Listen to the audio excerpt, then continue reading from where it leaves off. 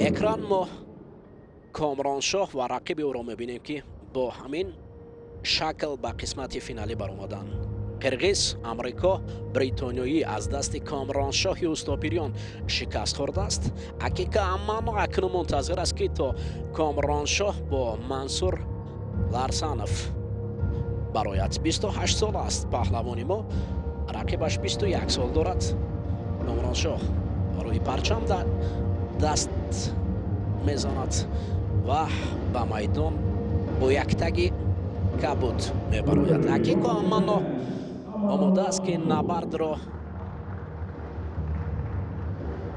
حکم میکند.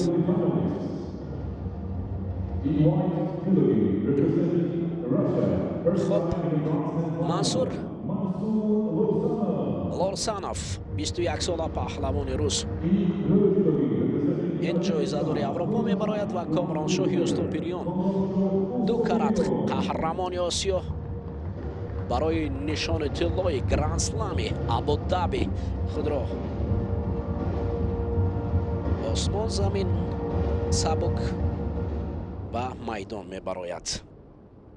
حالا اکنون 4 دقیقه همون نشان درخشش طلایی بالای تتمی طلایی شروع می شود. اولین هجوم از جانب هر دو پهلوان. کامرانشاه، منصور، لارسانوف. سر اول می خواهد که کامرانشاه دستی خود را از آستین خود را از دست رقیب رها کند و بعدا مبارزه برد.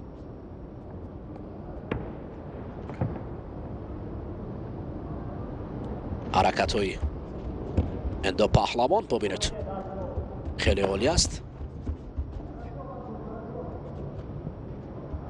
با دست چپ و راست هر دو دارند و حقیقتا اما پهلوان ما را شیدا نشان داد.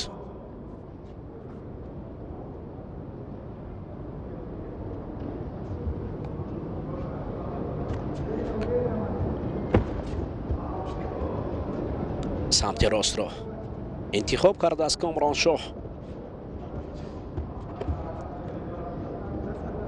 از بالا داشته است پهلوان روس.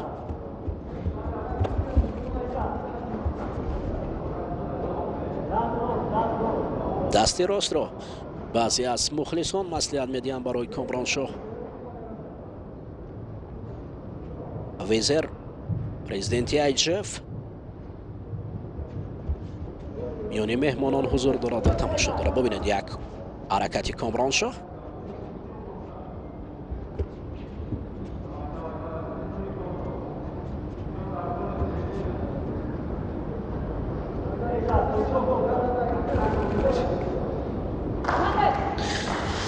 کامرانشاه بالای سر تکنیک یا رویشه که دارد آن را به کار بردن شد ولی میسر نگشت. لارسانوف از این وضع خود را با آسانی برآورد.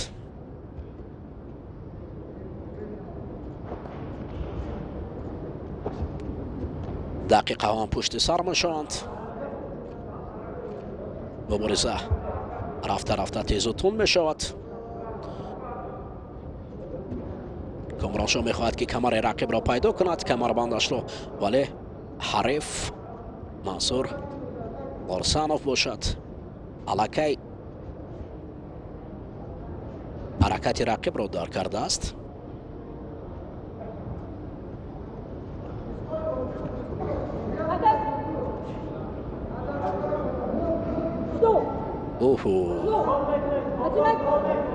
نباید با این دیسر نشد و مبارزه برد، هرچند که ما 2 شده داریم. باید کامرانشاه اکنون همین وضع کامرانشاه به نبرد مجیدوف نزدیک میوید که 2 شده داشت و پیوسته مجیدوف به هجوم گذشت. عیناً همین وقت ساعت بود، یعنی همین وقتی اساسی بود که 2 شده برای جهانگیر نشان دادند که دلسر نشد و پیوسته هجوم کرد. و این خاطر باید کامرانشاه هم ҳуҷум кунад. Дигар илоҷ нест. Бояд мо ба тамоми дасту чангол барои нишони тилло қадам пеш монем. Як ҳаракати самарабахш лозим аст. Як ҳуҷуме ки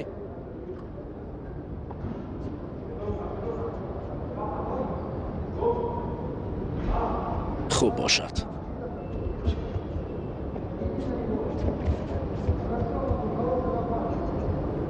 рақиб ҷавон аст, 21 сол дорад ва шояд акнун миёни бузургсолон гӯштин гирифтан барои ӯ хуб бошад. Нурло Лоиқов, раиси Федератсияи ҷудои Тоҷикистон.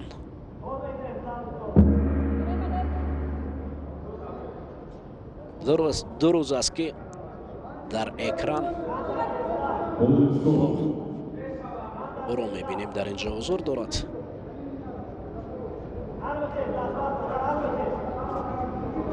хуб, идомаи набард дар Голдонско ҳама тилло аст. Нишон тилло аст, вақт тилло аст, усул ҳам бояд тилло бошад. Комроншоҳ хастагӣ нишон надеҳ. баръакс ба пешрав. агар хоҳӣ ки тиллоӣ шавӣ, пас бояд моҳирона истифода бурд техникаро. таҷрибаи Комроншоҳ зиёд аст. бояд такя ба таҷрибаи худ кунад. Акико Амано мардуро манъ мекунад ва афсӯс барои Комроншоҳ шудои сеюмро нишон медиҳад. бо вуҷуди бохт дар қисмати финалӣ мо аллакай як нишони биринҷӣ ва як нуқра дорем. Акико Амано ҳоло бо бармегардонад. шояд шидои пуштини домаёба. на ҷой иваз кардан ва ҳар кас дар ҷои худ бошад. мо бо умед кардем ки бо гӯштини дома мебад. хоб дӯстони азиз, акнун дар вазни то 90 кило нишони нуқра барои Комроншоҳи УСТОПИРИЙОН ва LORSANOV бошад. бо нишони тиллоӣ сарфароз мешавад. ҳарчанд партов набуд, техникам набуд, вале мо ҳанӯз баҳр як нишони дигар ҳам мубориза мебарем. нишони биринҷӣ вазни ҷамъи 100 кило. ҳоло ки бонувон ба майдон бояд ворид шаванд. бонувони вазни то 78 кило ба рақобат мепардозанд. Павел Наталия 31 сола